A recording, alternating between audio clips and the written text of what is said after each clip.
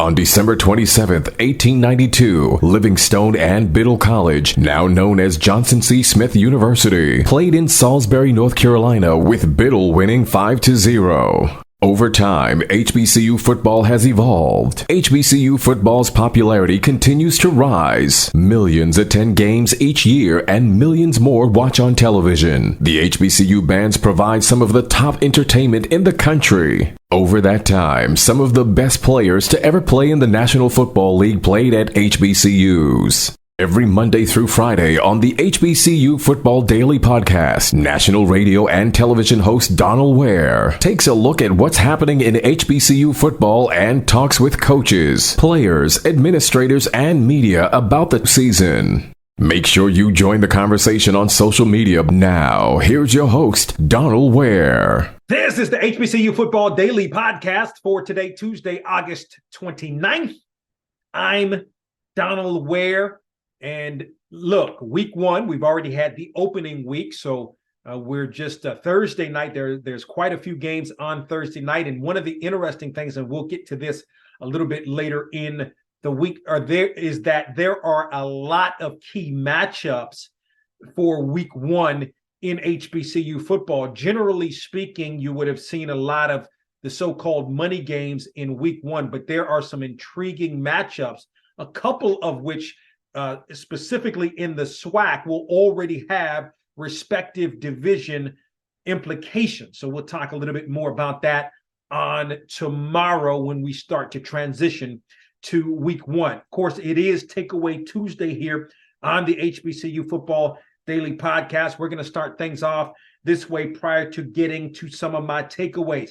The HBCU National Player of the Week is Jason Brown, the quarterback from Jackson State, connected on 26 of 30 passes, 356 yards, 3 touchdowns, did not throw an interception in the ball game. 26 of 30 passes connected upon. That is that's what, about 87% in terms of the passes that he connected on.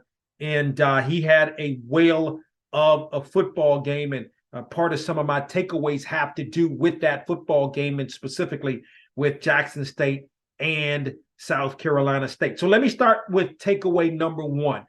Moving forward for South Carolina State, it's going to have to get better play from the quarterback position. On the Monday morning conference call, Buddy Pough, the head coach, definitely concerned about the quarterback play. And I talked about this on the podcast on yesterday in terms of Corey Fields. As Corey Fields goes, so do the Bulldogs in terms of wins and losses throughout the course of his career. In 30 games in which he's played, 17 wins, now 14 losses, but coming into the game against Jackson State, he was 17 wins and 13 losses. And check this out. In those 17 wins, because for his career, he's right around a 49%, has right around a 49% completion rate over the course of his career. In the victories, he's completing 51% of his passes, close to 189 yards passing per game, 31 touchdowns to just 5 interceptions. And of course, one of those wins was the victory in 2021 by South Carolina State over Jackson State in the Celebration Bowl.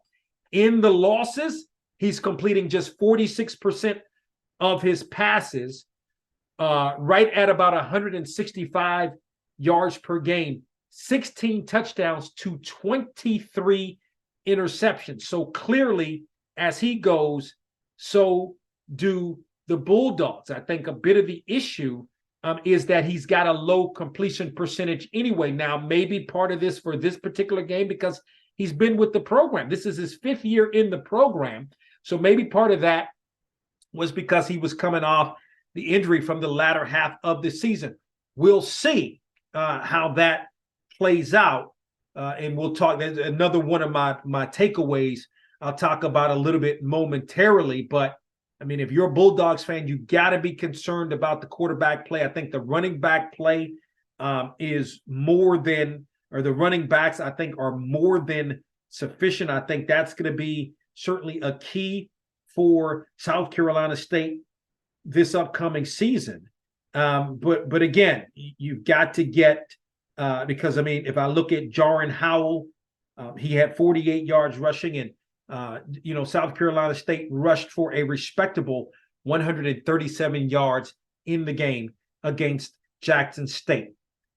My number two takeaway, and this is really for both teams, and I'll start with Jackson State. You come, out of the fire a bit, although they were able to put the fire out pretty much with ease. If you look at South Carolina State being the fire, but they stepped into the oven on Sunday against Florida A&M. Now, you look at the fact that Florida A&M has been picked to win the Eastern Division, and this Orange Blossom Classic, which again is going to be played on Sunday in Miami Gardens.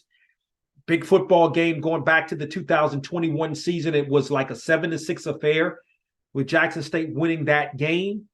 And that said, that game determined the Eastern Division. Same thing last year. It was a blowout with Jackson State winning, and that game determined the Eastern Division. Is this the year that Florida A&M can get over the hump? But if you're Jackson State, you've got some tape, you've played a game, your tape looks good. Florida A&M has not played a game as of yet, but if you're Jackson State, you want to capitalize on what you were able to do in the victory over South Carolina State. And that to be a good football game. It more than likely is going to be the HBCU National Game of the Week. And if it is, I'll give you the preview of that game on Friday.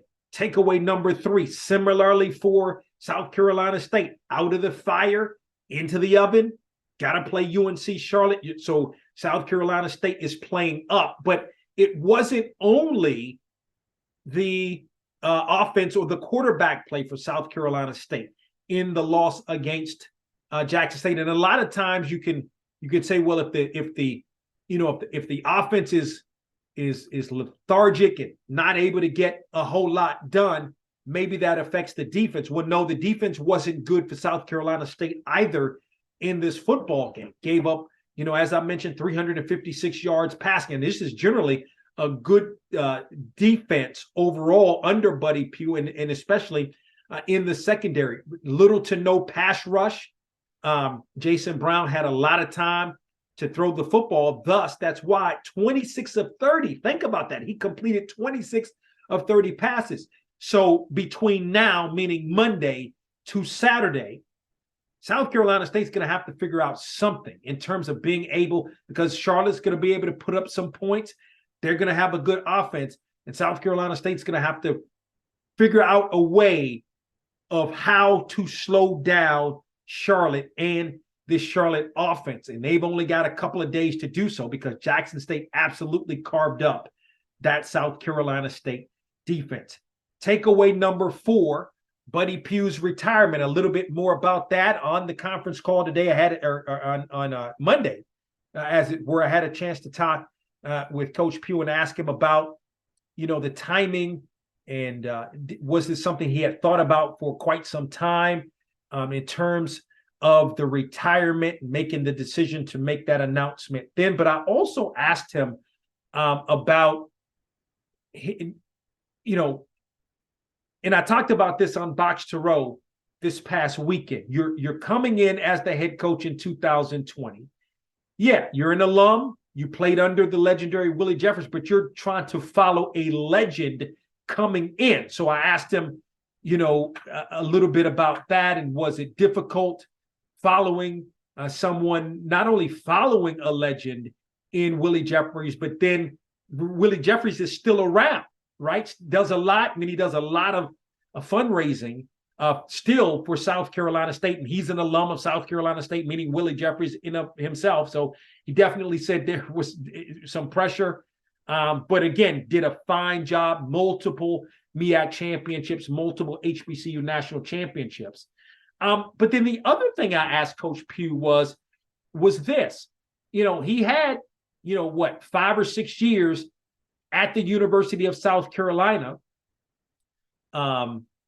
as an assistant coach there. And, I asked him, did he feel somewhat, did he ever have aspirations to be an FBS coach? And if so, because he's getting ready to retire, would he have felt slighted for not having the opportunity to be an FBS coach? And he said, really, not at all. I mean, he definitely, and one of the things he also pointed to was that he got a bit of a late start, and he really referenced this, which I've been, something that definitely plays a factor, is age.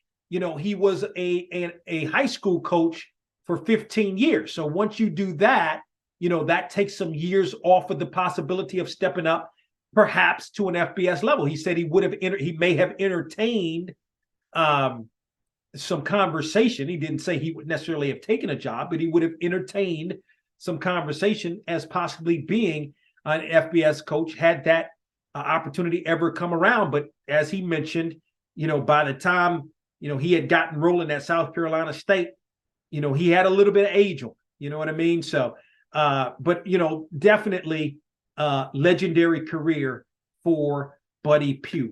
Takeaway number 5, again, from the MEAC coaches call, Lee Hall, back in the MEAC, or not back in the MEAC, he was already at Howard as an assistant coach, but I guess back in the MEAC as a head coach. He's at Delaware State. And one of the things that he mentioned, because if you remember, when he left Morgan State, it was because he was hired as an assistant coach, I believe, for wide receivers with the Indianapolis Colts. And what he said was he realized in his time in Indianapolis that he was, in fact, a college coach.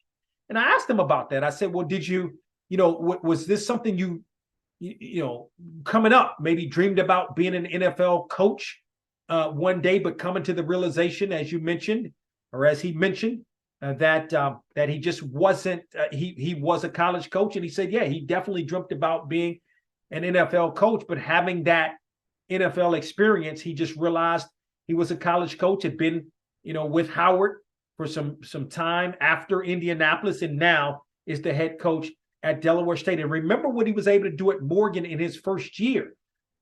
Morgan claimed a share of the MEAC title and ended up being the representative for the MEAC in the FCS playoffs that year. So with the 5-way tie, they had to break the tie, and Morgan held the tiebreaker, and so ultimately represented the MEAC in the FCS playoffs. So those are a couple of takeaways that I had from the opening week and the pressers with respect to HBCU football. Don't forget to tell a couple of friends about the HBCU Football Daily Podcast, where you can watch on the Box to Row YouTube channel. You can also find us whether you want to download this podcast and podcasts from the past as well. The podcasts go all the way back to 2017 when we first started. You can download or listen to those podcasts on our website at BOXTOROW.com. You can also listen and download at iHeartMedia.com. Talk with you tomorrow. We hope you enjoyed this episode of the HBCU Football Daily Podcast. You can also listen to the podcast at BOXTOROW.com, iHeartMedia, or wherever you get your podcasts. Don't forget to get your HBCU football fix on Box to Row with Donal Ware each weekend on the radio station near you, and on SiriusXM on HBCU, Channel 142, and on ESPNU Radio on SiriusXM, Channel 84. Follow us on Twitter and Instagram at Box to Row for the latest in HBCU football, and don't forget to tell a friend.